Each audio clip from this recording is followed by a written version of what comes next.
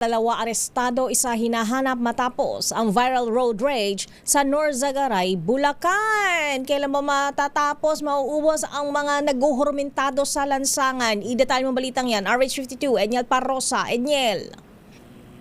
Kaya at Laki Ray, naaresto na ang dalawa sa tatlong suspect sa nag-viral na road rage incident kamakailan lamang sa Norzagaray, Bulacan. Sa punong palitan dito sa Camp Crame, sabi ng Bulacan Police Officer Colonel J. Baybayan, nakilala na rin ang patuloy pang tinutugis na lalaking nakuhaan ng video na may hawak na baril. Makikita sa nabanggit na kuha o video, sinugod at kinalampag pa ng tatlo ang bahay ng kanilang nakaalitan lamang sa kalsada. Palugat ang pagkatalo ng magkagit-gitan itong dalawang makagit-gitan ng dalawang suspect na nakamotorsiklo ang SUV na minamaneho ng kanilang biktima.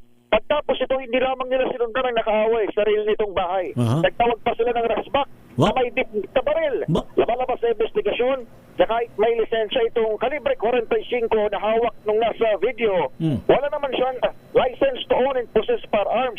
Samantala, nasampahan na ng reklamong trespass to dwelling, grave threat at malicious mischief ang unang naarestong dalawang suspect sa Office of the Provincial Prosecutor sa Malolos City, Bulacan.